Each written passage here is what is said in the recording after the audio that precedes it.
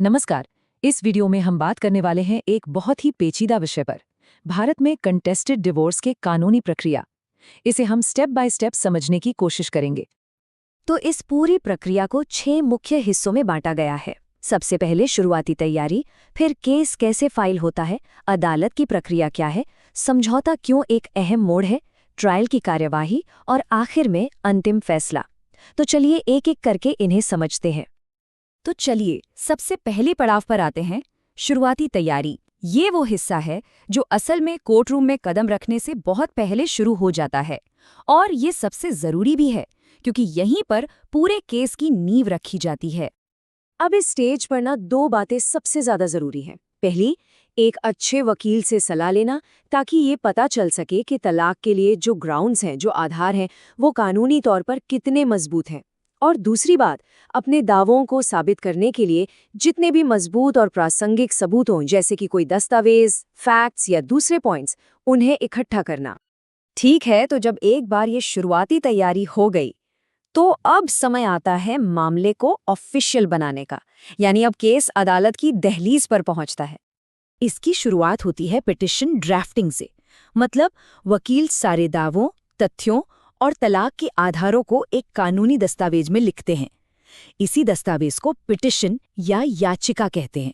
एक तरह से ये पूरे केस की कहानी होती है कानूनी भाषा में। और जब ये पिटिशन ड्राफ्ट हो जाती है तो इसे सही कोर्ट में फाइल किया जाता है। बस यहीं से मामला आधिकारिक तौर पर शुरू हो जाता है। तो केस फाइल हो गया। अब अदालत की जो पूरी प्रक्रिया है, जो कानूनी मशीनरी है, वो हरकत में आती है। अब चीजें और फॉर्मल हो जाती हैं।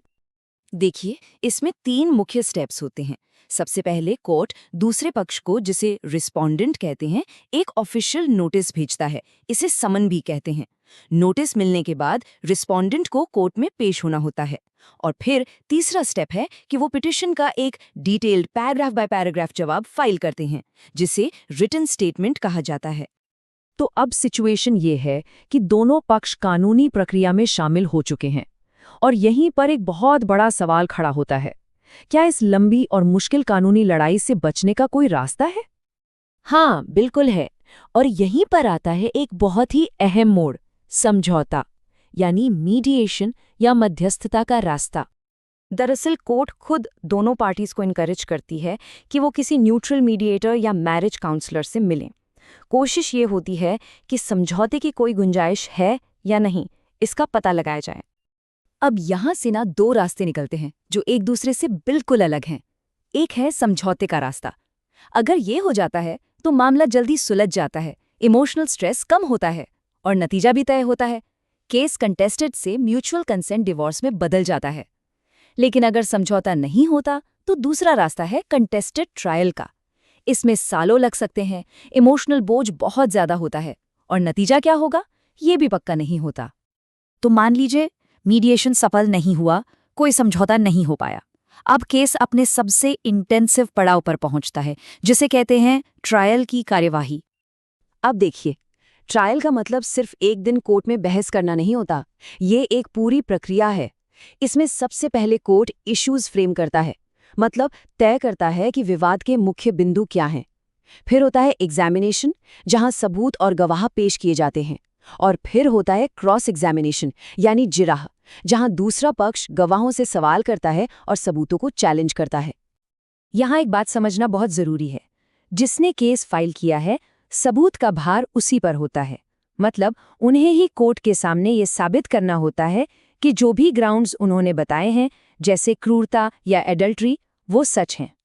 तो ट्रायल पूरा हो गया, सारे सबूत पेश हो गए, सारी बहसें हो गई, और अब हम पहुंचते हैं आखिरी पड़ाव पर, अंतिम फैसला।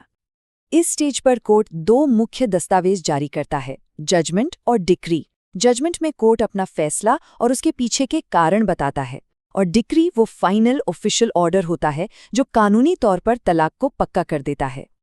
तो नतीजा क्या होता है? बहुत सीधा सा है। अगर केस फाइल करने वाले पक्ष ने अपने ग्राउंड साबित कर दिए तो तलाक मंजूर हो जाता है, और अगर नहीं कर पाए तो याचिका खारिज हो जाती है। इसके बाद ऊपरी अदालत में अपील का रास्ता खुला रहता है। और ये पूरी बात हमें वापस उसी सबसे अहम मोड़ पर ले आती है, समझौता, जैसा कि इस कोर्ट में कहा गया है, अगर वो हो गया तो मामला बहुत जल्दी निपट जाता है, नहीं हुआ तो मामला सालों साल चलता रहता है। ये लाइन इस पूरी प्रक्रिया में समझौते की अहमियत को एकदम साफ कर देती है।